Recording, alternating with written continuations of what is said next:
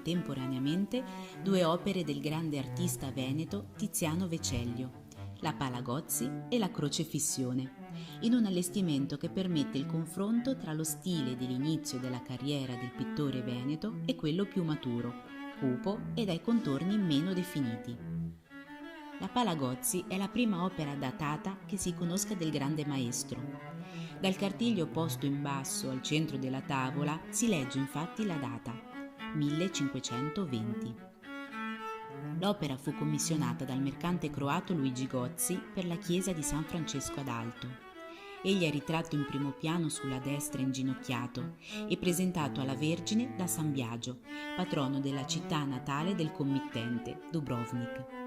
Il Santo Vescovo convoglia lo sguardo del mercante e il nostro verso la visione celeste, dove troviamo la Vergine col bambino circondata da angeli in festa.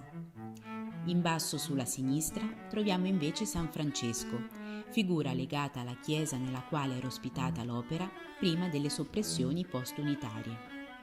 La luminosità crepuscolare e la raffigurazione dell'albero di fico, rimando simbolico alla redenzione, sottolineano il senso di religiosità.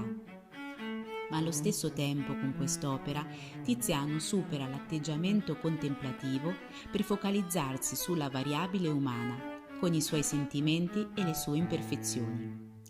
Sullo sfondo è riconoscibile una veduta della laguna veneta con il campanile di San Marco, espediente usato dal pittore per richiamare i proficui legami commerciali tra la città lagunare, Dubrovnik e Ancona.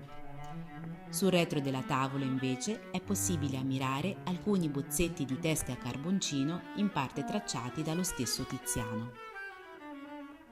La Crocefissione è una delle opere che segnano una svolta nello stile dell'artista, che volge verso uno sfaldamento delle forme pittoriche e verso una più vasta esplorazione della tragedia e della sofferenza umana.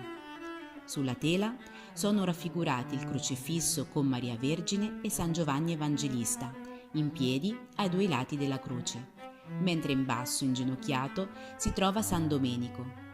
La tela, infatti, proviene dalla chiesa di San Domenico in piazza del Plebiscito.